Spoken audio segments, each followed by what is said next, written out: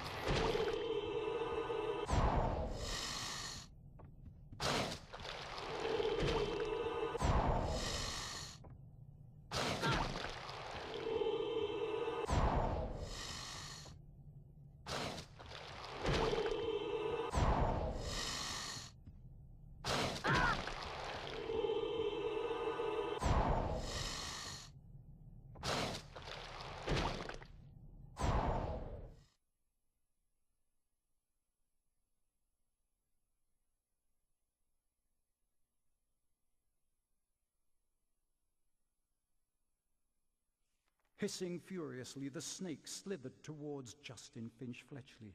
"Leave him alone," Harry shouted. At least, that was what he thought he'd shouted. When he looked up at Justin, he was met with an angry look. What do you think you're playing at? The snake was lying slumped on the floor, docile as a thick black garden hose. So why was Justin, and everybody else for that matter, regarding him with a look of horror? You're a Parselmouth, Harry. Why didn't you tell us? Harry didn't know what a Parselmouth was, so Ron told him. You can talk to snakes, Harry. Hermione informed Harry that being able to talk to snakes was what Salazar Slytherin was famous for, and how the whole school was now going to think that he, Harry Potter, was the heir of Slytherin, and therefore responsible for the attacks. Dumbledore wasn't in his office when Harry got there. It was a very interesting room, however, and nearby Harry spotted the sorting hat. As he approached it, the hat spoke to him. You've been wondering whether I put you in the right house, but I stand by what I said before. You would have done well in Slytherin. Harry's heart plummeted. He told the hat he thought it was wrong, and then a strange gagging noise behind him made him wheel around. Harry yelled in shock as the bird burst into flames, only to emerge from the fire more beautiful than it was before. Then the office door opened, and Dumbledore came in. Fawkes the Phoenix is really very handsome, isn't he, Harry? Harry nodded, still shocked by the sight of the bird bursting into flames. Dumbledore explained how phoenixes were fascinating creatures.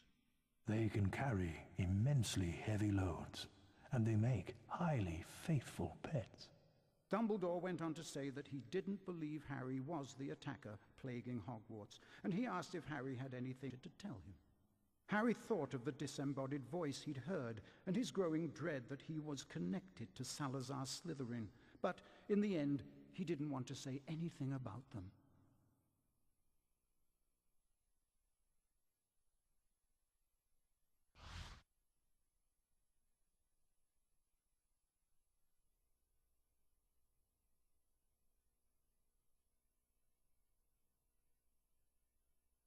Now that everyone knows you're a Parselmouth, they've convinced you're the heir of Slytherin. You don't think it's me, do you? Of course not. There's no way you're the heir, Harry. Thanks. We need to finish the Polyjuice potion and prove that Malfoy's the heir of Slytherin. That way we can clear your name. Ron, did you manage to get some hair from Crabbe and Goyle? Yes, I did. But I'm telling you, it wasn't easy. Okay, I'm sure I've done everything right. Once you've drunk the potion, there won't be much time before we turn back. Now what? We each have some of the potion, add the hairs, and then drink it.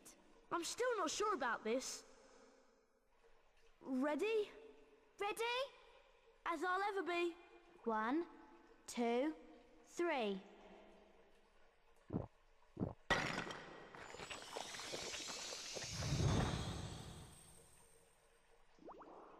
Are you two all right? Yeah, unbelievable. Hermione. Fine. Well...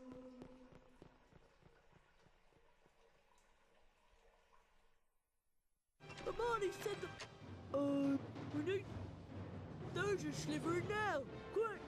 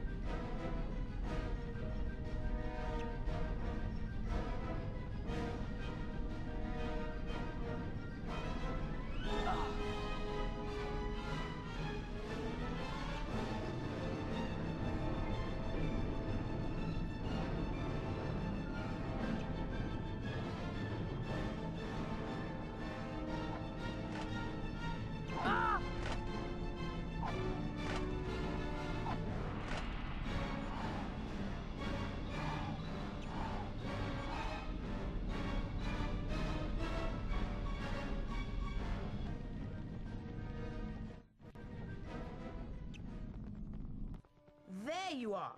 Have you two been pigging out in the Great Hall all this time? How did you know? People seem to think that Saint Potter, the Mudblood's friend, is the heir of Slytherin. I wish I knew who it really is. I could help them. You must have some idea who's behind it all. You know I haven't, Goyle. How many times do I have to tell you? But I know one thing. Last time the Chamber of Secrets was opened, a Mudblood died. So I bet it's only a matter of time before one of them is killed this time. I hope it's Granger.